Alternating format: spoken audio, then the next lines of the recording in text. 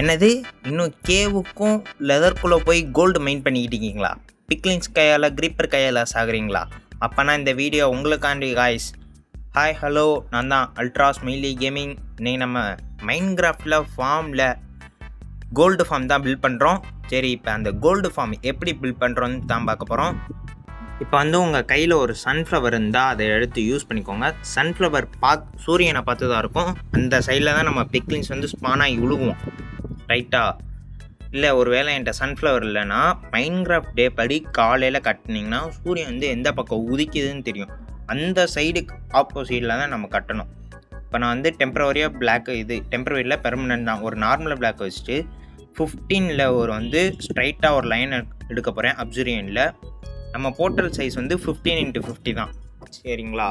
இப்போ 15 normal black ஒன்று வச்சுட்டு 1 2 3 4 5 6 7 8 9 10 11 12 13 14 15. இப்போ நார்மல் பேக் இந்த இடத்துல மீதி ஜாயின் பண்ண வேண்டியது தான். அதே மாதிரி உங்களை சொல்லியிருந்தேன், 100 அடித்தோன்னு ரெடீம் தரேன். நம்ம வீடியோவில் எந்த இடத்துல வேணால் ரெடீம் கோடோட நம்பர்ஸ் வரலாம், லெட்டர்ஸ் வரலாம். அதை நீங்கள் நோட் பண்ணி யூஸ் பண்ணிக்கோங்க. அதே மாதிரி நம்ம வீடியோ ஃபஸ்ட்டு டக்குன்னு பார்க்குறது நம்ம ரெக்ஸு. அந்த மனுஷன் கூட சீக்கிரம் எடுத்துடலாம் ரெடிமை. ஒருவேளை ரெடிமென்னா அந்த மனுஷனுக்கு முன்னாடியே முந்தி நீங்கள் ரெடிம் எடுத்துக்கோங்க. இப்போ 15x50ல் நான் ஒரு போர்ட்டல் பில்ட் பண்ணிட்டேன் கரெக்டாக. ஓகே, இதே மாதிரி தான் நீங்களும் பில்ட் பண்ணணும். இப்போ 2வது போர்ட்டல் பில்ட் பண்ணுறதுக்கு ஒரு 3 பிளாக் கேப் விடணும். 1 2 3 4வது பிளாக்கில் போர்ட்டல் இருக்கும். ஓகே, இப்போ இங்கிட்டு ஒரு 15x50ல் இது பண்ணணும், போர்ட்டல் ரெடி பண்ணணும் வச்சுக்கோங்க. 2 போர்ட்டலுக்கு நடுவுலையும் 3 பிளாக்ஸ் கேப் இருக்கணும். அப்புறம் 2 பிளாக்ஸ் கேப் விட்டுட்டு ஃபார்ம் ஒர்க் ஆகலைன்னா எனக்கு தெரியாது. 3 பிளாக்ஸ் கேப் இருக்கணும். இப்போ நான் 2 போர்ட்டல் பில்ட் பண்ணி முடிச்சிட்டேன் ஒரு வழியாக.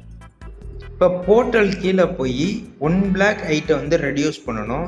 இப்போ ஒரு பிளாக்கை ஃபுல்லாக நான் தோன்றேன். போர்ட்டல் வரைக்கும் 15 பிளாக்ஸ் வரைக்கும் நான் தோன்றேன் கீழே. எதுக்குன்னா பிக்லிங்ஸ் இதுக்குள்ளே விழுங்கணும். உளுந்து எந்திரிச்சு போயிடுவாங்க. அதனால் 2 பிளாக்ஸ் ஹைட் குறைச்சிட வேண்டியதான் போர்ட்டல் கீழே. இப்போ 2வது லேயர் முடிக்க போகிறேன்.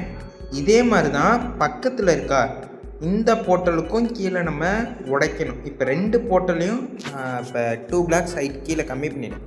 இப்போ பிக்லிங்ஸ் பானோன்னே கீழே விழுந்துருவோம். இப்போ சென்டரில் பிளாக்ஸ் விடணும். அது எப்படி நான் சொல்கிறேன் இப்போ பாருங்கள்.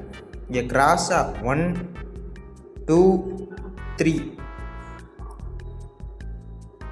4வது பிளாக் இங்கே 4. இதே மாதிரி இந்த இடத்துல ஒரு 3 பிளாக் விட்டு இங்கே பார்த்தா தெரியும் 3 பிளாக்ஸ் ஹைட்டு.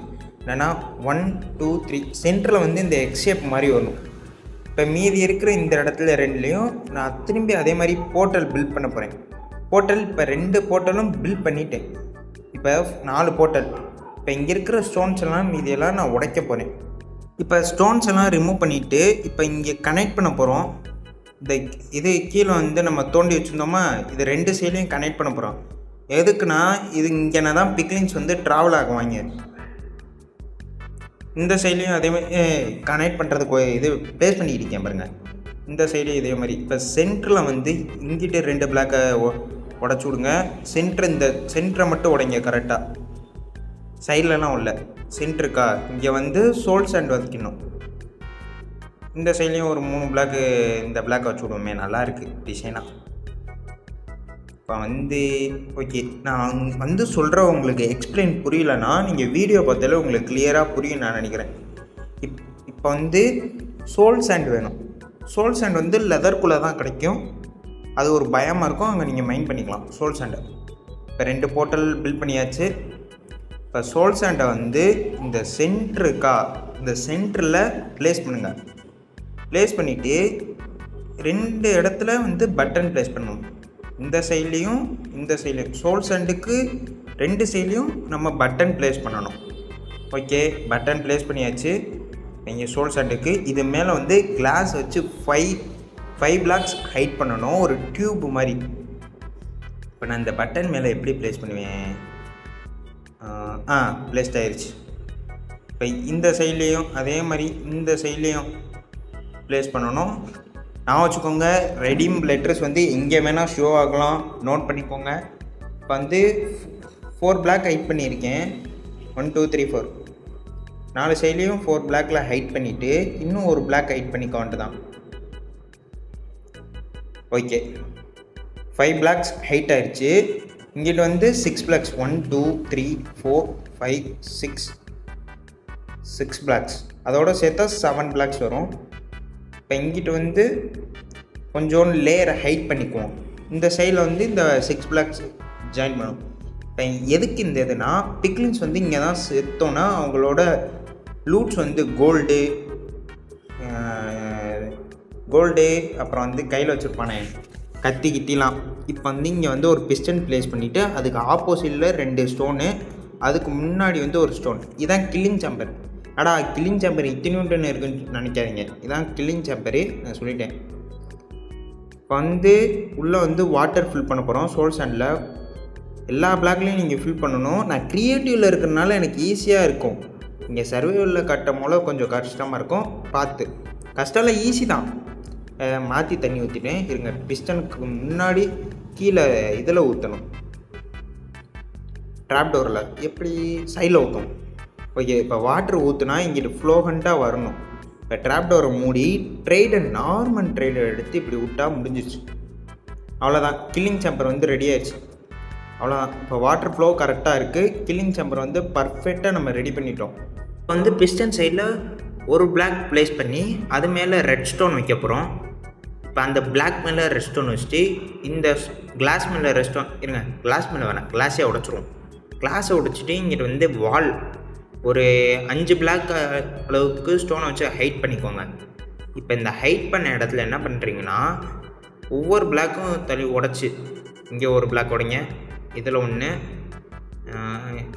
இல்லை அப்படி வேணாம் இருங்க, கீழே உடைப்போம். கீழே ஒன்று, இந்த இடத்துல ஒன்று, இங்கே ப்ளேஸ் பண்ணிவிட்டு இந்த பிளாக் உடச்சிட்டு ரெட் ஸ்டோன் டார்ச் எப்படி செய்யணும்னு நான் சொல்லிடுறேன். ரெட் ஸ்டோனும் குச்சியும் வச்சா ரெட் ஸ்டோன் டார்ச் ரெடி. இப்போ கீழே வச்சிங்கன்னு வைங்களேன், இங்கே அமர்ந்துடும் ரெட் ஸ்டோன். அவ்வளோதான் நம்ம மெக்கானிசம். இங்கே வந்து மேலே வந்து ஒரு ரெட் ஸ்டோன் வச்சுட்டு அதுக்கு மேலே ஒரு பிளாக் வச்சுருங்க. இது வந்து இன்னும் முடியலை, கில்லிங் சாம்பர். அவ்வளோதான், கில்லிங் சாம்பர் வேலை முடிஞ்சிருச்சு. இதுக்கடுத்து ஒரு பெரிய வேலை இருக்குது. இன்னொன்று ஒரு பிளாக் வச்சுக்கோங்க. ஏன்னா நடுவில் வந்து ரெட் ஸ்டோன், அது மேலே வந்து ஒரு ரெட் ஸ்டோனு, ரெண்டாவது ரெட் ஸ்டோன். அவ்வளோதான். இப்போ வந்து கிளாஸ் எடுத்து கரெக்டாக எங்கே ப்ளேஸ் பண்ணுறீங்கன்னா, இங்கே ரெட் ஸ்டோன் வச்சுருக்கோமா, இதுக்கு மேலே ஒரு கிளாஸும், இல்லை வெயிட் பண்ணுங்கள். இந்த சைடில் வந்து ஒரு 3 பிளாக்ஸ் ஹைட் பண்ணிவிட்டு இங்கிட்டு 3 பிளாக் எல் ஷேப்பில் வரும். இப்போ சென்டர் இங்கே ஒரு ரயிலு, இங்கே ஒரு ரயிலு, இல்லை ரயிலுக்கு முன்னாடி நம்ம வந்து பிளாக் ப்ளேஸ் பண்ணி அதை சுற்றி ட்ராப் டோர் வைக்கணும். இங்கே ஒரு ட்ராப் டோர், இங்கே ஒரு ட்ராப் டோர். இப்போ நடுவில் இருக்க ஸ்டோனை உடச்சிட வேண்டியதான். இதே தான் இங்கிட்டும் பண்ணணும்.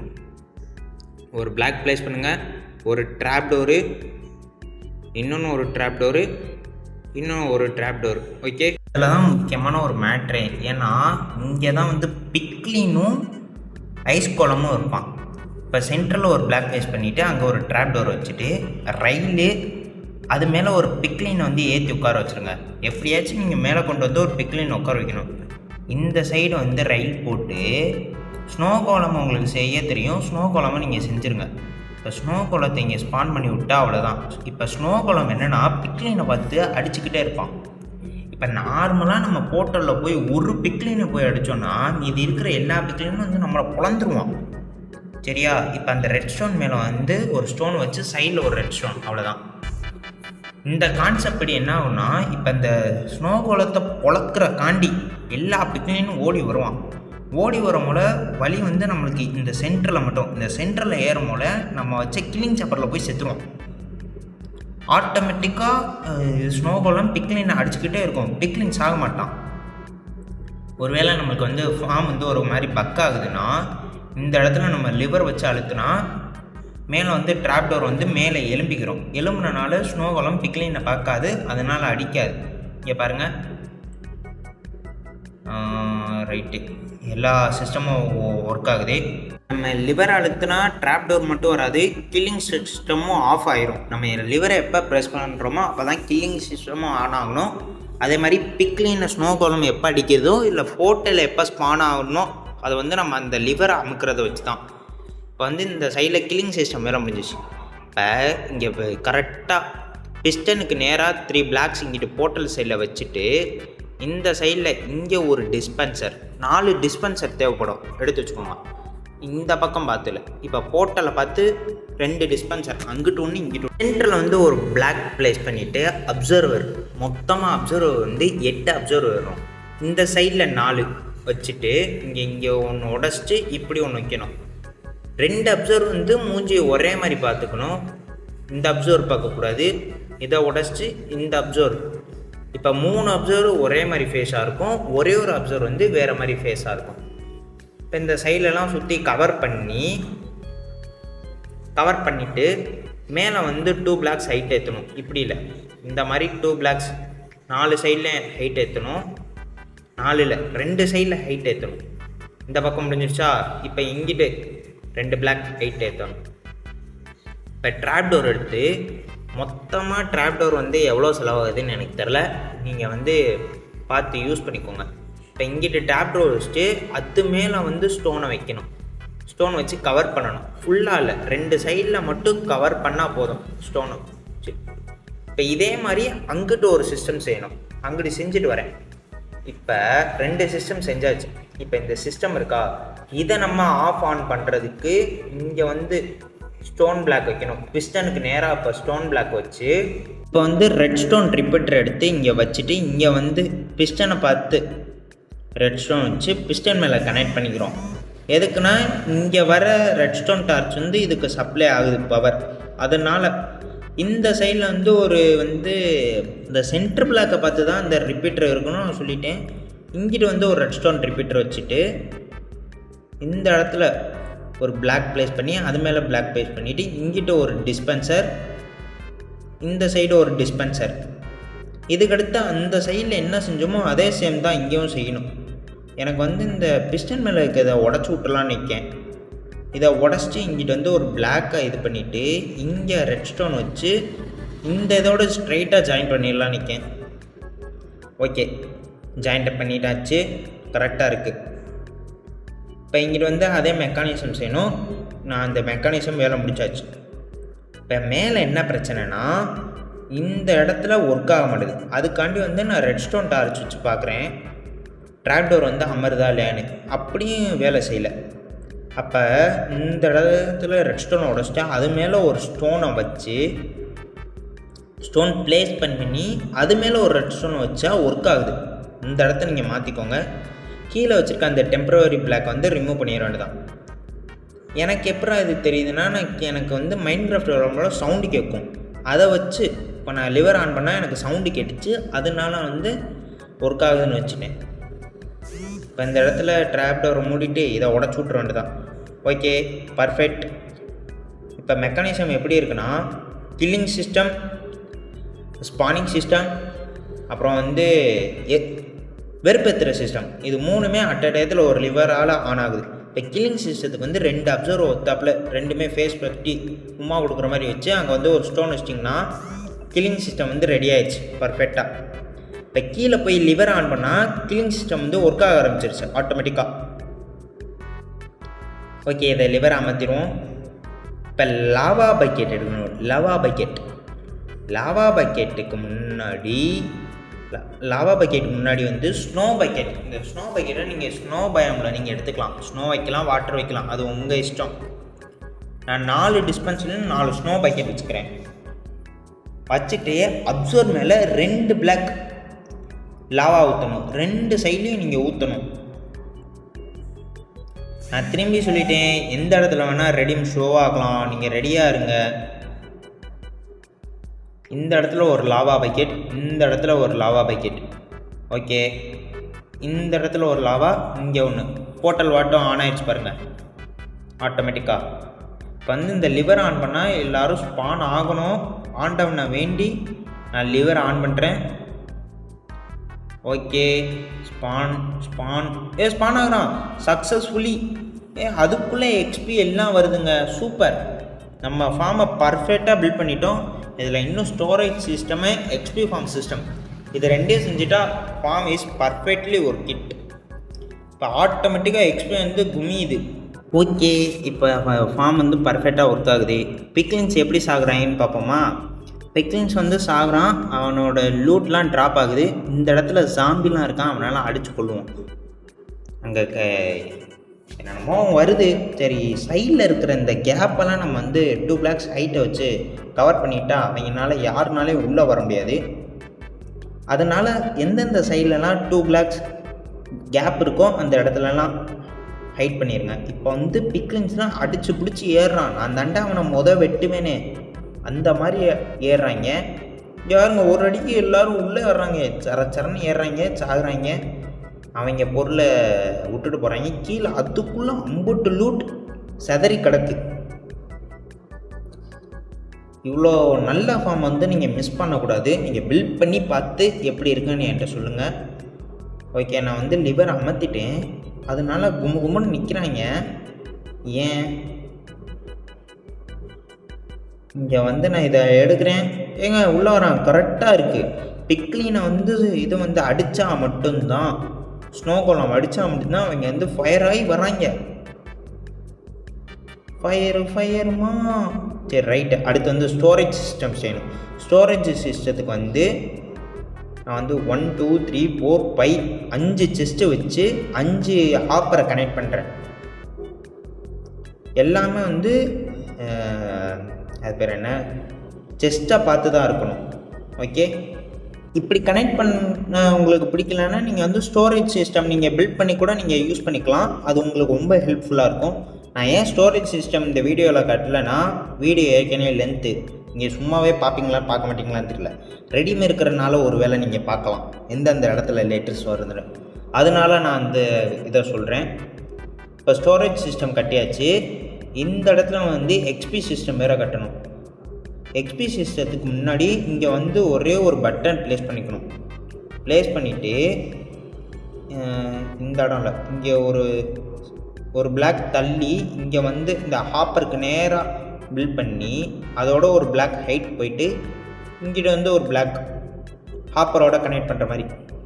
இதான் நம்மளுக்கு வந்து ஏஎஃப்கே ஸ்பாட்டு. அதே மாதிரி எக்ஸ்பி இது. இந்த இடத்துல சைடில் வந்து நம்மளோட ஏணியை தூக்கி போட்டுட்டா வேலை முடிஞ்சிச்சு.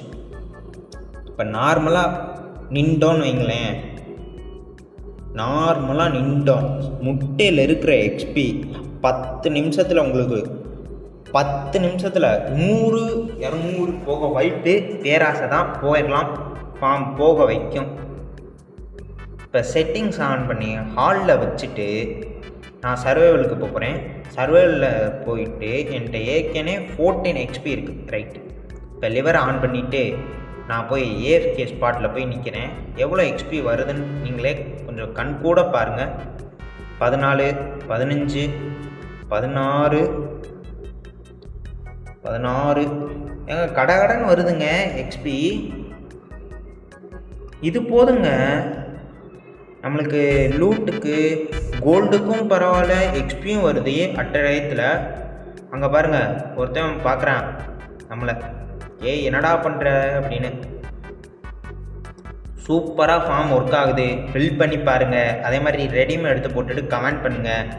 செஸ்ட்டுக்குள்ளே வந்து அதுக்குள்ளே 3 கோல்டு இங்கட்ஸ் வந்து ஒரு 10 இருக்குது. இங்கட்ஸ் இன்னும் வருது. மேலே வந்து ஒரு 10 கோல்டு இருக்குது. மீது எந்தெந்த செஸ்ட்டில் இருக்குதுன்னு தெரில, தேடுவோம். ஒவ்வொரு செஸ்ட்டாக தோண்டுவோம்.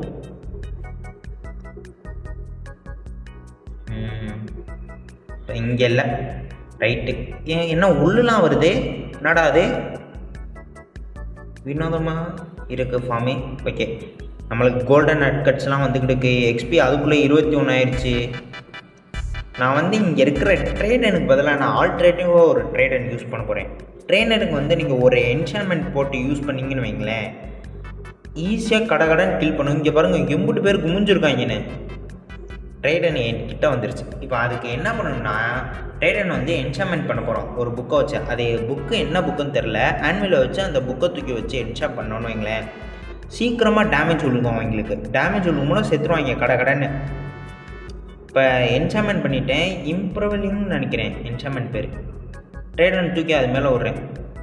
இல்லை தப்பாக விட்டுட்டேன், ட்ரைடனே 2வது ட்ரைடன். ஓகே பர்ஃபெக்டாக விட்டாச்சு. நான் கிரியேட்டிவ்லுக்குன்னா நிறையா விடுவேன். நீங்கள் சர்வேல இருந்தால் ஒன்றுக்கே உங்களுக்கு கஷ்டமாக இருக்கும். ஒரு ட்ரைடன் என்சாமெண்ட் பண்ணிடுங்க. இப்போ நான் கீழே போய் பார்க்குறேன் அவங்க எம்புட்டு பேர் சாகுறாங்கன்னு. ஏங்க கொத்தாக சாகுறாங்க, வர சாகுறான், வர சாகுறாங்க. எக்ஸ்பி அப்படி எழுது. இந்த ஃபார்ம் உங்களுக்கு போதாதா? இங்கே பாருங்கள், கண்குள்ளா காட்சி. வரான் சாகுறான், அங்கிட்ட எக்ஸ்பி போகுது. எல்லாம் நம்ம ஒரு ஸ்னோகோலத்தை பொழக்கிறக்காண்டி வராங்க, வேறு எதுவும் இல்லை. ஃபார்மு பர்ஃபெக்டாக ஒர்க் ஆகுது. கில்லிங் சாம்பர், ஹேட்டிவ் சாம்பர், ஸ்பானிங் சாம்பர் எல்லாமே பர்ஃபெக்டாக ஒர்க் ஆகுது. பாருங்கள், அதுக்குள்ளே எம்புட்டு லூட்ஸ் இருக்குது. சரி, உங்களுக்கு இந்த ஃபார்முக்கு பிடிச்சிருந்தா பில்ட் பண்ணிவிட்டு சொல்லுங்கள். அதே மாதிரி இந்த ஃபார்முக்கு எவ்வளோ ரேட்டிங் கொடுப்பீங்கன்னு சொல்லுங்கள் 10க்கு. இது வரைக்கும் நான் கேட்டதில் நம்ம வீடியோவை தயவு செஞ்சு லைக் பண்ணிவிட்டு ஷேர் பண்ணுங்கள், சப்ஸ்கிரைப் பண்ணிடுங்க. முக்கியமாக கீழே கமெண்ட் பண்ணுங்கள், அப்போ தான் எனக்கு தெரியும் எத்தனை பேர் வீடியோ பார்க்குறீங்கன்னு. Bye guys.